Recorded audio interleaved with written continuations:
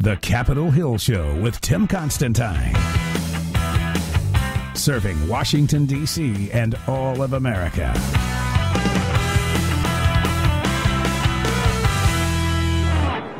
Hi, everybody. It's Tim Constantine with the Capitol Hill Show. I am joined today by Dr. Ben Carson. Dr. Carson, how are you? Doing very well, thank you. Thanks very much for being here. Now, you know, the Republicans ran this past year on repeal and replace as far as Obamacare.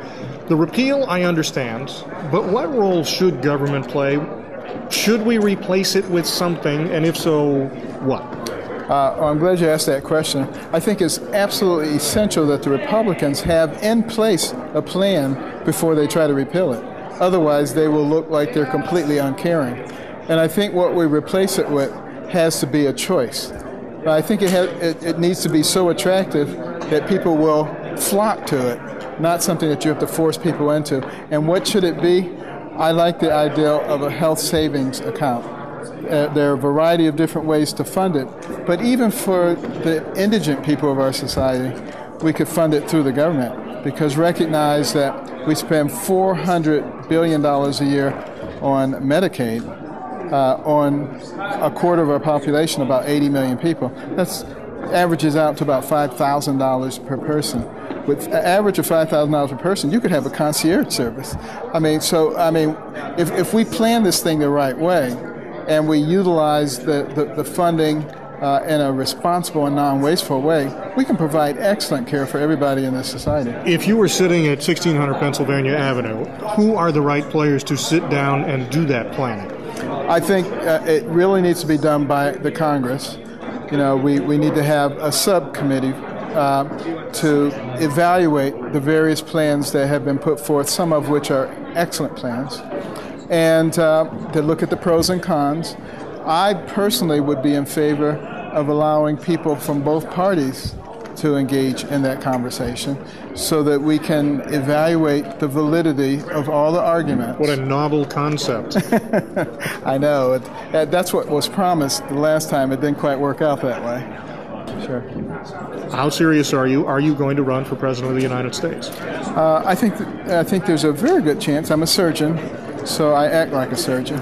Got to have all the I's dotted and all the T's crossed, all the infrastructure in place. We're hiring people, we're putting infrastructure in place, and we're on a listening tour. We're listening to people all across the nation. I want to be pretty darn sure that this is something that my fellow Americans want me to do. In the President's State of the Union, he talked about free community college for everyone. He talked about lowering the cost of student loans. He talked about free ice cream for everyone. I'm not sure what flavor. Where would any of this be funded, and are there better ways to let people take personal responsibility? Well, hopefully someday the President will take us to this Shangri-La where he lives, because we're not seeing it here, okay? Should we be looking at ways to reduce student debt? Yes, but not if it's going to drive the debt. We have to be very serious about that. We have an $18 trillion federal debt right now. That is a number that is so large. If you try to pay it back at $1 billion a day, it would take you 50 years. It's craziness.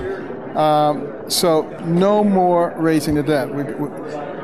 Within the parameters of the money that's already allocated, if we can find better and more efficient ways to execute student loans, I'm all for it. But I'm also for personal responsibility.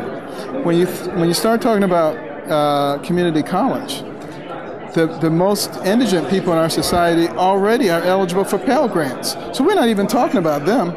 We're talking about the middle class and above.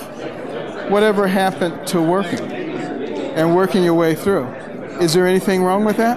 I don't think so. I think we need to start emphasizing these things again. That builds character, gives you experience, and it makes it something that's worth your while. They call them entitlements for a reason. People feel they are entitled to them. Exactly. Dr. Ben Carson, thank you, my friend. I appreciate it. Always a pleasure. Thank you. You're listening to the Capitol Hill Show with the voice of reason, Tim Constantine.